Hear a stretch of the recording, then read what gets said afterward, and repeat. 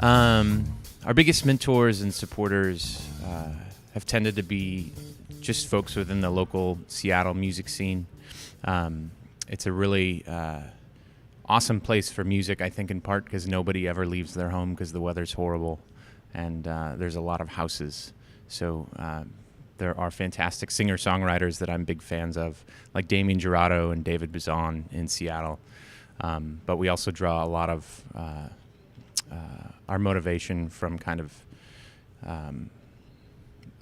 local bloggers and local music scene folks. Sub Pop Records is there. So it's a pretty fertile place for making music and being supported and finding clubs in which to play. Our influences tend to be pretty varied. There's 7 of us in the band.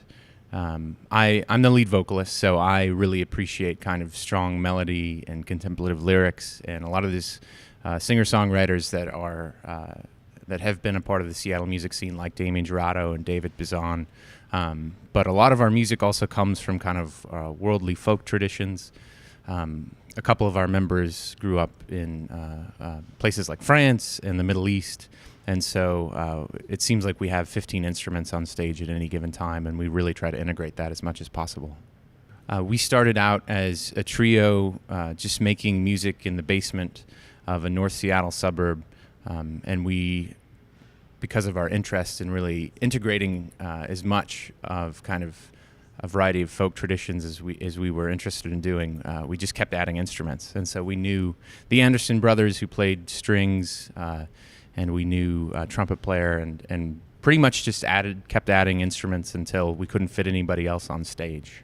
Our most exciting and fulfilling moments, I think most recently we just played a show in October with the Seattle Symphony. We've been playing shows with people who've influenced us and inspired us just in Seattle.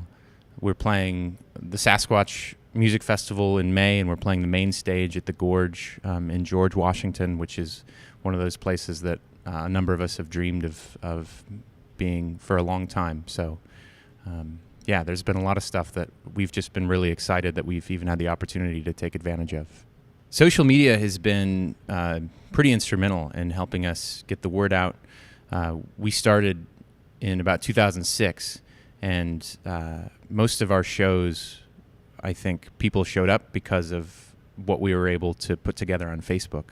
Most recently, our Twitter followers and our Instagram followers have all really allowed us to connect pretty well with fans, certainly locally in the Northwest, but across the world.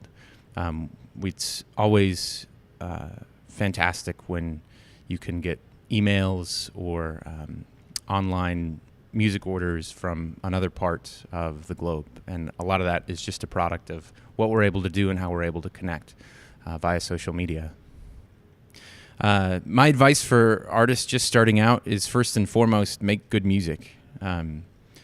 It's absolutely essential to be able to network and to be able to convince people to come to your shows, and to have the motivation and energy and organization to get your music out to a wide variety of people. But at the core, it's all about making songs that are interesting to people and that people want to hear. And if you're not making music that at its core has the audience as its first priority, then you're not going to be able to go anywhere else, regardless of how well organized or how much business acumen you might have.